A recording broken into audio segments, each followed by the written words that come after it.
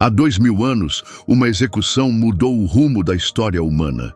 Jesus de Nazaré, chamado de Filho de Deus e considerado o Salvador tão esperado, foi entregue, julgado injustamente, zombado e pregado numa cruz romana. Por trás desse evento estavam líderes poderosos e soldados endurecidos. Seus motivos eram egoístas: ganância, inveja, desejo de controle e medo de perder o poder. Eles achavam que a crucificação calaria sua voz para sempre. Pensavam que seus seguidores desapareceriam assim que ele morresse. Mas sua morte não foi uma derrota, foi o início de algo eterno. Ainda assim, as escrituras e os registros históricos revelam uma verdade sombria.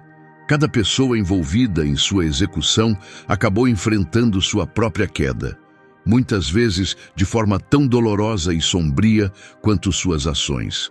Gálatas 6:7 diz: "Não se enganem, Deus não se deixa zombar. Tudo o que o homem semear, isso também colherá."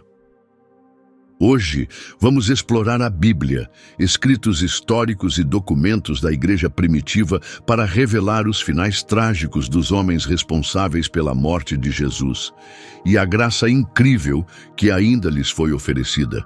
Se você ama conhecer a verdade diretamente da palavra de Deus, fique com a gente até o final.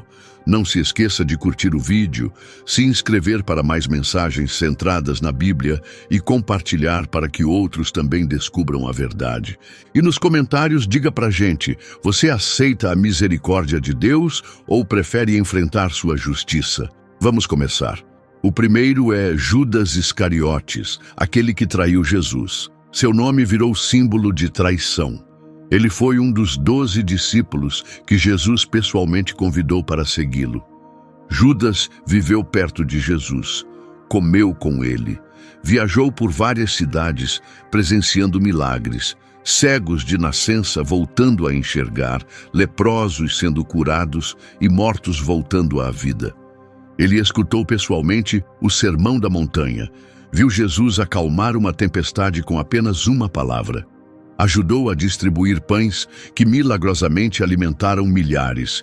Mesmo assim, escolheu traí-lo. Mateus 26:14-15 diz: "Então um dos 12, chamado Judas Iscariotes, foi até os chefes dos sacerdotes e perguntou: 'O que vocês me dão se eu entregar Jesus a vocês?' Eles combinaram 30 moedas de prata. Esse valor, apenas 30 moedas, era o preço de um escravo, como está em Êxodo 21:32. Por menos do que o valor de um jumento, Judas entregou o Salvador do mundo. Os evangelhos mostram a verdadeira natureza de Judas. João 12:6 revela que ele roubava do dinheiro do grupo. Ele era o responsável pela bolsa e costumava tirar dela. A ganância já havia enraizado em seu coração, tornando-o um alvo fácil. Lucas 22:3 diz: "Então Satanás entrou em Judas, chamado Iscariotes." No jardim do Getsêmani à noite, Judas apareceu, guiando uma multidão armada e oficiais do templo. E como ele apontou quem era Jesus? Com um gesto de intimidade, um beijo. Lucas 22:47-48 diz: "Enquanto Jesus ainda falava, aproximou-se uma multidão, e à frente dela estava Judas, um dos 12. Ele se aproximou de Jesus para beijá-lo, mas Jesus lhe perguntou: 'Judas, com um beijo você está traindo o Filho do Homem?' A traição se completou. Mas quando Judas percebeu que Jesus havia sido condenado, o peso do que havia feito o dominou. Mateus 27:3-5 relata: "Então Judas, o traidor, vendo que Jesus fora condenado, sentiu remorso e devolveu as 30 moedas de prata aos chefes dos sacerdotes e aos líderes, dizendo: 'Pequei, entreguei um homem inocente.' Eles responderam: 'Isso é problema seu.' Ele jogou as moedas no templo e saiu. Depois, tirou a própria vida. Os líderes religiosos que usaram Judas não se importaram. O dinheiro que ele aceitou pela traição ficou espalhado no chão do templo. Inútil, incapaz de trazer paz à sua alma. Consumido pela culpa e sem esperança, Judas se enforcou. Mas o livro de Atos traz outro detalhe sobre sua morte. Atos 1,18 diz: com o dinheiro que recebeu pelo seu erro, ele comprou um campo. Mas caindo de cabeça, seu corpo se arrebentou e todas as suas entranhas se derramaram. A tradição descreve o lugar. Judas se enforcou na beira de um penhasco rochoso, que depois foi chamado de Aceldama, o campo de sangue. Talvez a corda tenha arrebentado ou o galho tenha quebrado, mas seu corpo caiu e se despedaçou nas pedras abaixo. Os sacerdotes, sem querer ficar com dinheiro de sangue, usaram as 30 moedas para comprar aquele terreno. Isso cumpriu a profecia de Zacarias 11:13. E o Senhor me disse: lance isso ao oleiro, esse excelente preço com que me avaliaram. Então peguei as 30 moedas de prata e as joguei na casa do Senhor para o oleiro. Judas teve um fim amargo, rejeitado, esquecido por aqueles que serviu e para sempre ligado à traição. Jesus chegou a chamá-lo de amigo no momento da traição, mas Judas recusou essa misericórdia. Sua história serve como um alerta poderoso. Você pode andar ao lado de Jesus, ouvir sua voz, ver milagres e ainda assim se perder se seu coração nunca for verdadeiramente dele. Agora vamos ao segundo personagem, Caifás, o sumo sacerdote que condenou Jesus. Caifás ocupava o cargo religioso mais alto de Israel na época. Ele vestia as roupas da autoridade, permanecia no templo como representante espiritual do povo e carregava a responsabilidade de guiar a nação. Mas na noite em que Jesus foi preso, Caifás escolheu não a verdade, mas o poder. Ele usou sua autoridade para pressionar pela execução. Em João 11:49-50, ouvimos seu raciocínio. Então um deles, chamado Caifás, que era sumo sacerdote naquele ano, disse: vocês não percebem que é melhor que morra um homem pelo povo do que pereça toda a nação? Para Caifás, Jesus não era o prometido nas Escrituras. Ele o via como uma ameaça, alguém que poderia abalar a frágil aliança entre os líderes judeus e os governantes romanos. Os milagres, as multidões, a ousadia de se declarar filho de Deus, tudo isso desafiava o controle de Caifás. Então ele começou a planejar em segredo. Os evangelhos explicam que os líderes religiosos procuravam uma maneira astuta de prender Jesus e condená-lo à morte. Quando Judas apareceu com sua proposta, Caifás aproveitou a oportunidade. Nas horas silenciosas da noite, quebrando muitas regras da lei judaica, Caifás reuniu o conselho conhecido como Sinédrio. O julgamento esteve longe de ser justo. Foi uma encenação distorcida de justiça. Eles trouxeram pessoas para mentir, mas nem mesmo os testemunhos batiam. Mesmo assim, Caifás seguiu com o plano. Em Mateus 26, 63-66, lemos: o sumo sacerdote lhe disse: eu te ordeno pelo Deus vivo, diga-nos, você é o Messias, o Filho de Deus? Jesus respondeu: tu o disseste. Mas eu digo a vocês, de agora em diante verão o Filho do Homem sentado à direita do poder e vindo sobre as nuvens do céu. Então o sumo sacerdote rasgou suas vestes e disse: ele blasfemou. Que necessidade temos de mais testemunhas? Todos ouviram. Qual é o veredito? Eles responderam: ele merece morrer. O próprio Caifás rasgou as vestes que simbolizavam santidade e tomou a decisão final. Jesus precisava ser executado. Ao amanhecer, Jesus foi entregue ao governador romano, Pilatos. À tarde, foi pregado na cruz. Mas o que aconteceu com Caifás depois disso? As Escrituras não relatam seu fim, mas o historiador judeu, Flávio Josefo, sim. Ele escreveu que apenas alguns anos depois, Caifás foi removido do cargo por um oficial romano chamado Vitélio. O homem que um dia ocupou o título espiritual mais alto em Israel, de repente não tinha mais autoridade. Uma vez destituído, sua influência sobre o povo desapareceu rapidamente. Algumas fontes antigas dizem que ele viveu o resto da vida em desgraça. Alguns relatos sugerem que a vergonha foi tão grande que ele tirou a própria vida. Outros afirmam que adoeceu e que seu nome virou maldição entre o povo. Esse foi o homem encarregado de guardar a lei de Deus, guiar a nação e cumprir os deveres do sumo sacerdote. Mas quando o verdadeiro sumo sacerdote esteve diante dele, Caifás o declarou culpado. E assim, seu legado se tornou um exemplo de vergonha, não por defender a verdade, mas por ajudar a condenar à morte aquele que é a verdade. Agora chegamos a Anás, o homem que agia nas sombras. Ele era sogro de Caifás e já havia ocupado o mesmo cargo poderoso de sumo sacerdote. De cerca do ano 6 ao 15 d.C., Anás foi a maior autoridade religiosa em Israel. Embora Roma tenha tirado seu título oficial, ele não abriu mão do controle. Na verdade, João 18:13 nos diz: levaram Jesus primeiro a Anás, sogro de Caifás, que era o sumo sacerdote naquele ano. Quando os soldados prenderam Jesus no jardim, não o levaram diretamente a Caifás. Primeiro, o conduziram a Anás. Por quê? Porque Anás ainda manipulava tudo nos bastidores. Mesmo sem o título oficial, ele tinha enorme influência sobre o conselho judaico. Anás era mais do que um ex-sumo sacerdote, era um estrategista político. A história mostra que 5 de seus filhos, além do genro Caifás, também serviram como sumos sacerdotes. O sacerdócio havia se tornado um império familiar e Anás estava no topo. Quando interrogou Jesus, foi direto e incisivo. João 18:19 diz: o sumo sacerdote perguntou a Jesus sobre seus discípulos e sobre o que ele ensinava.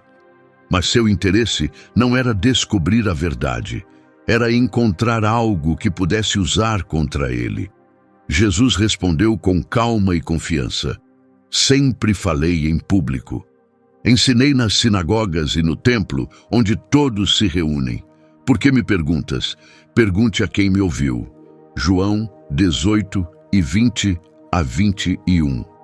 Essa não era a resposta que Anás esperava. Então, após uma troca breve e tensa, ele enviou Jesus, amarrado, a Caifás, para que o julgamento oficial começasse. A Bíblia não diz como terminou a vida de Anás, mas registros históricos e tradições nos dão pistas. Quando a guerra entre judeus e romanos estourou no ano 66 d.C., a família de Anás ainda mantinha riqueza e poder em Jerusalém. Mas apenas 4 anos depois, em 70 d.C., as legiões romanas cercaram a cidade. Fome, violência e rebelião tomaram conta do povo. O templo, símbolo da autoridade dos sacerdotes, foi destruído pelo fogo. Relatos cristãos antigos sugerem que Anás não sobreviveu ao caos. Alguns dizem que foi morto durante o cerco, outros acreditam que foi executado nos conflitos internos que destruíram a cidade. Seus bens foram saqueados, sua influência apagada, sua família despedaçada. O homem que um dia liderou a elite religiosa morreu nas cinzas da cidade que tentou controlar. Aquele que primeiro interrogou o Messias nunca viu o verdadeiro sumo sacerdote coroado nos céus.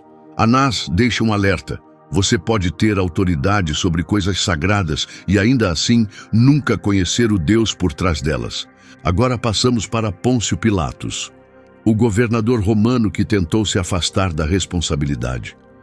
Pilatos foi o 5º oficial romano enviado para governar a Judéia, escolhido pelo imperador Tibério para controlar uma província cheia de tensões religiosas. Ele governava a partir da cidade costeira de Cesareia, mas viajava a Jerusalém durante as grandes festas para manter a ordem. Seu governo foi marcado por conflitos. Fontes antigas o descrevem como implacável, inflexível e desrespeitoso com as crenças judaicas. Fílon de Alexandria, um filósofo judeu da época, descreveu Pilatos como um homem cheio de ganância, conhecido por violência, roubos, crueldade, ataques sem motivo e execuções constantes sem julgamento. Mesmo assim, no dia em que Jesus ficou diante de seu tribunal, Pilatos enfrentou a decisão mais importante de sua vida. Os líderes judeus trouxeram Jesus com acusações, mas Pilatos percebeu o verdadeiro motivo. Ele viu que tudo se resumia a inveja e política. João 18:33, 36 a 37 registra parte da conversa entre eles. Pilatos voltou aos seus aposentos e chamou Jesus perguntando: "Você é o rei dos judeus?" Jesus respondeu: "Meu reino não é deste mundo. Eu nasci para isso, para falar a verdade." Pilatos ficou perturbado. Nos evangelhos, ele declara a inocência de Jesus não apenas uma, mas 3 vezes. Em Lucas 23 e 22, ele diz: "Por quê? Que mal ele fez? Não encontro motivo para condená-lo à morte. Vou mandá-lo castigar e depois o soltarei." Mas o povo não se acalmava. Os líderes religiosos haviam agitado a multidão, que começou a gritar cada vez mais alto: "Crucifica-o! Crucifica-o!" Quando Pilatos soube que Jesus havia declarado ser o Filho de Deus, João 19:8 diz, ele ficou ainda mais amedrontado. Pilatos estava diante de uma encruzilhada, com medo de condenar alguém que sabia ser inocente, mas também temendo um tumulto que poderia arruinar sua carreira política. Os sacerdotes pressionaram ainda mais. Em João 19:12, o alertaram: "Se você deixar esse homem ir, não é amigo de César. Qualquer um que se declara rei é contra César." Ir contra César poderia significar o exílio, ou algo pior. Então Pilatos cedeu. Mateus 27:24 diz: Quando Pilatos viu que não conseguia conter o tumulto, pegou água e lavou as mãos diante da multidão, dizendo: "Não sou responsável pela morte deste homem. Isso é com vocês." Mas lavar as mãos não apagou sua culpa. A sentença foi dada. Jesus foi açoitado, zombado e enviado para ser executado.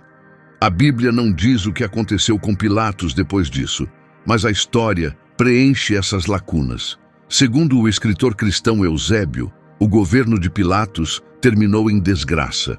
Por volta do ano 36 d.C., após lidar mal com outra revolta, ele foi chamado de volta a Roma pelo imperador Tibério para se explicar. Antes que o julgamento ocorresse, Tibério morreu. O novo imperador, Calígula, tirou Pilatos do poder e o exilou na região que hoje é a França. Eusébio relata que Pilatos, tomado pela vergonha e desespero, tirou a própria vida. Outros relatos sugerem que o império o executou. De qualquer forma, seu fim foi sombrio e desonroso. Seu nome permaneceu ligado àquela única e assustadora decisão. Até hoje, os cristãos o mencionam ao recitar o Credo dos Apóstolos. Padeceu sob Pôncio Pilatos, foi crucificado, morto e sepultado. A queda de Pilatos não veio da ignorância, mas da hesitação. Ele viu a verdade, conversou com Jesus e ainda assim escolheu a própria carreira em vez da justiça. Sua vida nos ensina algo profundo. Escolher o silêncio diante da verdade também é uma escolha, e essa escolha pode durar para sempre. Agora chegamos ao número 5. Herodes Antipas, o rei que zombou.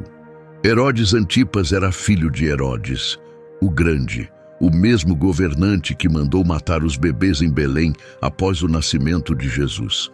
Antipas herdou parte do território do pai e governava como tetrarca sobre a Galileia e Pérea. Ele foi o responsável por prender João Batista e mais tarde ordenar sua morte. Marcos 6:27 a 28 confirma isso. Lucas 23:8 a 11 descreve outro momento. Os líderes religiosos estavam ali, acusando Jesus com dureza. Herodes, junto com seus soldados, tratou Jesus com desprezo. Zombaram dele, colocaram uma túnica esplêndida e o enviaram de volta a Pilatos. Para Herodes, Jesus não era um salvador digno de honra. Era apenas uma curiosidade, algo para entretê-lo. Quando Jesus não realizou milagres sob seu comando, Herodes se juntou aos guardas na zombaria. Vestiram-no com roupas finas e riram da ideia de que aquele homem silencioso poderia ser um rei. Não foi apenas zombaria. Foi uma rejeição completa da realeza de Jesus e da misericórdia que estava bem diante dele. A história mostra que o capítulo final de Herodes Antipas foi tão humilhante quanto a forma como tratou Cristo. De acordo com o historiador Joséfo, Herodes mais tarde perdeu o apoio do imperador Calígula. Seu próprio sobrinho, Herodes Agripa I, o acusou de planejar uma rebelião. Como resultado, o imperador tirou os títulos e propriedades de Herodes. Ele e sua esposa Herodias foram exilados na Gália, região que hoje faz parte da França. Longe do luxo das cortes da Galileia, Herodes terminou a vida longe do poder, em desgraça e esquecido. A tradição diz que ele morreu em solidão e arrependimento, um ex-governante que perdeu tudo o que tinha. Herodes Antipas teve a oportunidade de ouvir João Batista e escutar a verdade diretamente de Jesus. Em vez disso, silenciou o profeta e ridicularizou o rei. No fim, a coroa que ele se recusou a entregar em humildade foi arrancada à força. Agora chegamos ao número 6, os soldados romanos. Homens de guerra, combatentes experientes das legiões do império. Eles já tinham feito muitas crucificações. Para eles, era só mais uma execução. Já haviam pregado inúmeros homens em cruzes, e seus corações haviam se tornado frios após tantos anos de violência. Mas aquele dia foi diferente. Naquele dia, eles torturaram o Filho de Deus. Os evangelhos descrevem como foram brutais. Em Mateus 27, 27 a 31, diz: Então os soldados do governador levaram Jesus para dentro do palácio e reuniram toda a companhia em volta dele. Tiraram suas roupas e colocaram um manto vermelho sobre ele. Trançaram uma coroa de espinhos e a colocaram em sua cabeça e puseram um bastão em sua mão, como se fosse um cetro. Eles se ajoelharam diante dele em adoração falsa e zombaram, dizendo: Salve, Rei dos Judeus! Depois cuspiram nele, pegaram o bastão e bateram em sua cabeça. Quando terminaram, tiraram o manto, devolveram suas roupas e o levaram para ser crucificado. Foram esses mesmos homens que pregaram os cravos em seus pulsos e pés, que ergueram a cruz bem alto do chão, que ficaram ali observando enquanto ele lutava para respirar. Foram eles que apostaram suas roupas enquanto ele morria, cumprindo as palavras do Salmo 22:18. Dividiram minhas roupas entre si e lançaram sortes pela minha veste. E ainda assim, nem todos saíram daquele lugar da mesma forma. Mateus 27:54 diz: Quando o centurião e os que com ele guardavam Jesus viram o terremoto e tudo o que havia acontecido, ficaram aterrorizados e disseram: Este realmente era o Filho de Deus. O centurião responsável não pôde negar o que havia presenciado. Aquela crucificação foi diferente de tudo que ele já tinha visto. A Bíblia não diz o que aconteceu com aqueles soldados depois daquele dia. Não sabemos os nomes deles, nem os caminhos que seguiram após aquele momento sombrio. Mas registros da igreja primitiva e tradições históricas sugerem que muitos dos que participaram da crucificação de Jesus não viveram muito tempo. Alguns foram mortos em revoltas violentas dentro da Judéia. Outros perderam a vida em guerras distantes, lutando contra os inimigos de Roma. E outros ainda tiveram fins trágicos e repentinos, acidentes, desastres, eventos que serviram como lembretes claros de que o julgamento de Deus pode demorar, mas sempre chega. No sistema militar romano, os soldados designados para execuções muitas vezes eram vistos como descartáveis. Muitos acabavam enviados às frentes de batalha mais perigosas. E para aqueles que crucificaram o Rei da Glória, ninguém poderia evitar o julgamento final. Hebreus 10:30 a 31 traz este alerta. O Senhor diz: A vingança é minha, eu retribuirei. E ainda, o Senhor julgará o seu povo. É terrível cair nas mãos do Deus vivo. Esses soldados romanos nos ensinam algo impactante. Você pode estar no centro da história, testemunhar o maior sacrifício de todos e ainda assim sair dali sem mudar. Mas nem todos fizeram isso. Para ao menos um centurião, a cruz não foi o fim, foi o começo da fé. Número 7. A multidão e seus líderes. Não foi apenas Judas, ou os sacerdotes, ou Pilatos, que tiveram parte na morte de Jesus. As pessoas na multidão também participaram. Muitos tinham visto seus milagres com os próprios olhos. Alguns tinham comido do pão que ele multiplicou. Outros haviam sido curados por seu toque. E mesmo assim, quando ele ficou diante deles, machucado, silencioso e coroado com espinhos, eles escolheram outro. Em Mateus 27, 21 a 23, Pilatos perguntou: "Qual dos dois vocês querem que eu solte?" Eles responderam: "Barrabás." Então Pilatos perguntou: "E o que farei com Jesus, chamado Cristo?" Todos gritaram: "Crucifica-o." Pilatos disse: "Por quê? Que crime ele cometeu?" Mas eles apenas gritavam mais alto: "Crucifica-o!" E então veio uma declaração que ecoaria ao longo dos séculos. Mateus 27, 25 registra: "Todo o povo respondeu que o sangue dele caia sobre nós e sobre nossos filhos." Essas palavras não foram apenas uma declaração de culpa, elas foram proféticas. Cerca de 40 anos depois, aquilo que Jesus havia alertado se cumpriu. Em Lucas 19, 41 a 44, Jesus chorou ao olhar para Jerusalém e disse: "Virão dias em que seus inimigos a cercarão e a prenderão por todos os lados. Eles a destruirão e não deixarão pedra sobre pedra, porque você não reconheceu o tempo em que Deus veio até você."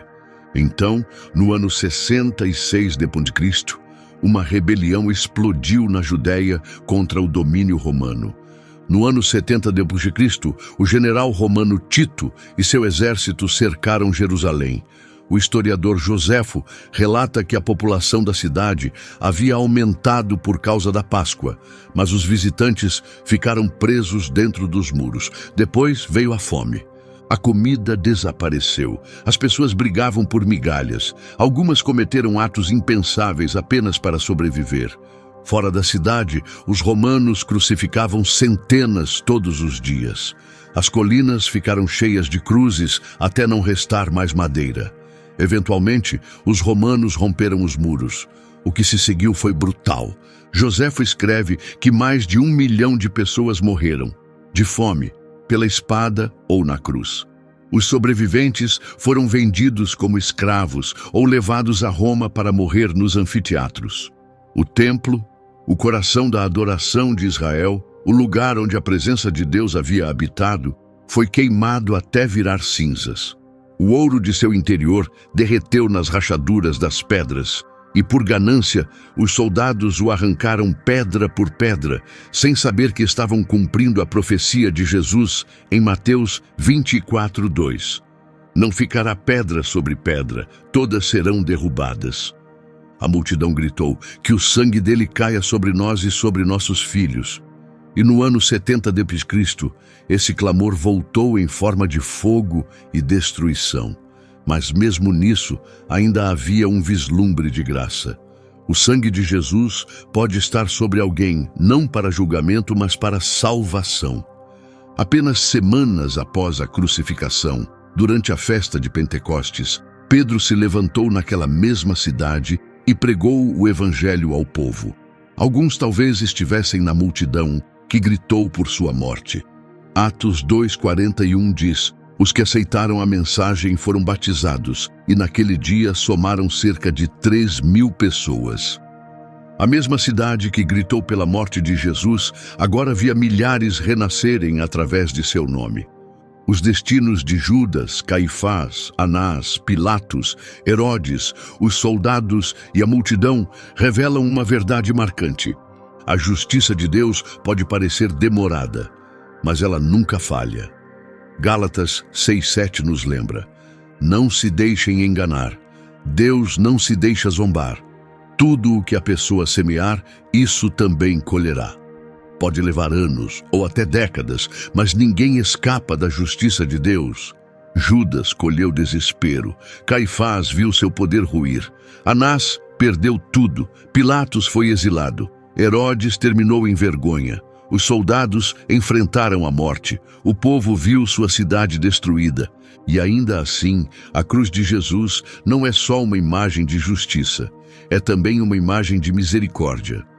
Mesmo pendurado ali, sangrando, lutando para respirar, cercado de ódio, Jesus olhou para aqueles que o feriram e orou por eles.